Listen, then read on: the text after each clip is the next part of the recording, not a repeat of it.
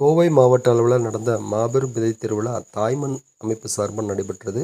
பல்வேறு மாவட்டங்களை ஒருங்கிணைச்சு விவசாயிகள் மற்றும் விவசாயம் சார்ந்த தொழில்கள் உள்ளிட்டவைகளுக்கான மாபெரும் கருத்தரங்கமாகவும் நடைபெற்றது. 2 விதமாகவும் இதில் ஸ்டால்கள் உள்ளிட்டவைகளும் வழங்கப்பட்டிருந்தது. இதில் புதிய விவசாயிகள் மற்றும் தன்னார்வலர்களும் கலந்து கொண்டாங்க. தாய்மண் அமைப்பு சார்பாக கிணத்துக்கடவு அமைப்பு நிறுவனர் மாரிமுத்து அவர்கள் தலைமையில் இந்த நிகழ்ச்சி நடைபெற்றது. இதில் புதிய விவசாயிகள் மற்றும் தன்னார்வலர்கள், இயற்கை ஆர்வலர்கள் மற்றும் நிறைய பேர் கலந்துக்கிட்டாங்க. கல்லூரி மாணவர்கள் உட்பட அவர்களுக்கான கருத்தரங்கம் ஏற்பாடு செய்யப்பட்டிருந்தது. காலை மதியம் என 2 வேளைகளும் ஏற்பாடு செய்யப்பட்டிருந்தது. சிறப்பு விருந்தினர்களாக கலந்து கொண்டவர்களுக்கு தாய்மண் அமைப்பு சார்பாக மாரிமுத்து அவர்கள் சிறப்பு செய்தார்கள்.